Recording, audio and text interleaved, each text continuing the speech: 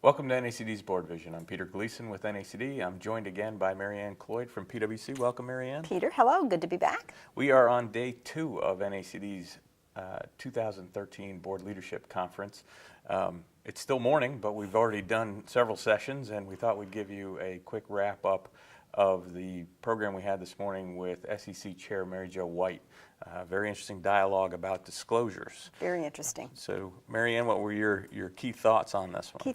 It's interesting, Peter, because I thought that she did a very nice job of starting off her presentation or her speech talking about the important role that directors play in the capital markets. I mean, and emphasizing what their responsibility is to stakeholders, right, to shareholders. And I also think we'd be remiss if we didn't note that I really appreciated how complimentary she was of the NACD and the important role that this organization plays to the director community. Yeah, we appreciated that too. But she took it from there and she talked about what a tough job directors have. And how it's changing, and I think one of the points that she made that really stuck out with me was the way she described the changing role of directors in shareholder engagement, because I think that's a theme that we've heard come out of a lot of the sessions that have happened here. But then she really went on to spend, I would say, Peter, the bulk of her talk really focused on what the SEC is doing around revisiting disclosures, or studying disclosures. I believe studying was the word that she used, to see whether or not there are changes that need to be made. And I loved one of the comments she made going into this, which was to quote Chief Justice Marshall, or not Chief Justice, but Justice Marshall. And I'll paraphrase this, but I think it was something along the lines of, shareholders being buried in an avalanche of trivial data, or something to that effect.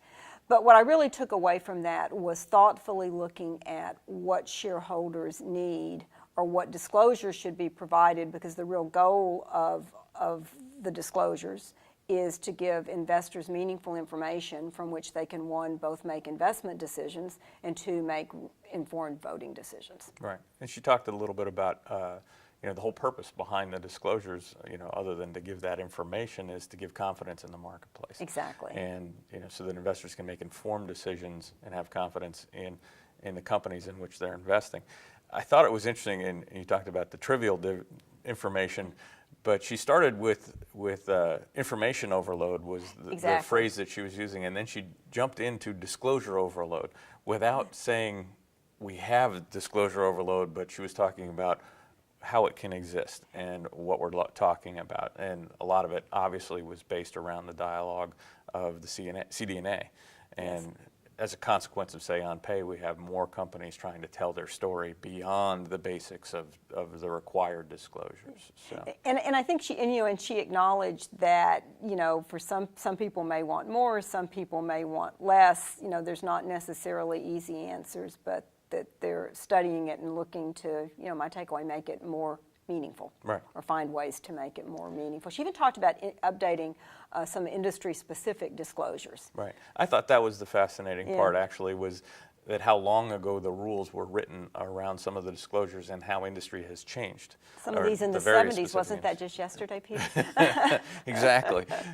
You think about the global crisis we've been through and the economic issues,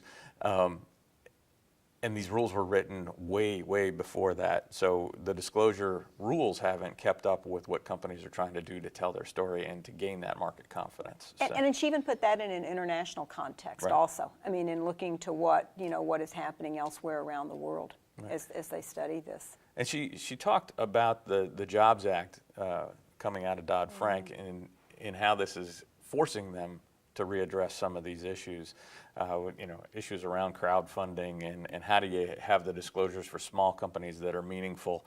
And to your point earlier, these are things that they're studying. They have a report that will be coming out. She didn't give us a time frame of exactly when, but she said hopefully soon, that will give us some more ideas around exactly how some of these disclosures are going to play out. So.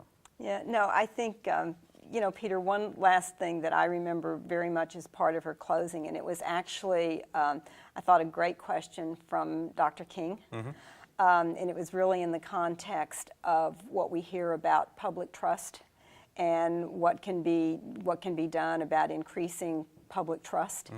And I thought that Chairman White had a great, very concise answer, which, I mean, acknowledging the difficulties around it, but she said, at the end of the day, what it is we need companies with strong moral compasses. Right. Right, and actually, Dr. King told me afterwards, she said, maybe that's the subject of next year's Blue Ribbon Commission, is a strong moral compass. Yeah, so don't know that we're going there, but, it's an interesting dialogue to have. Well, thank you, Mary Ann. That was a great wrap-up. Always fun doing this with you, Peter. It was a great session this morning, and thank you for joining us for the recap. Take care.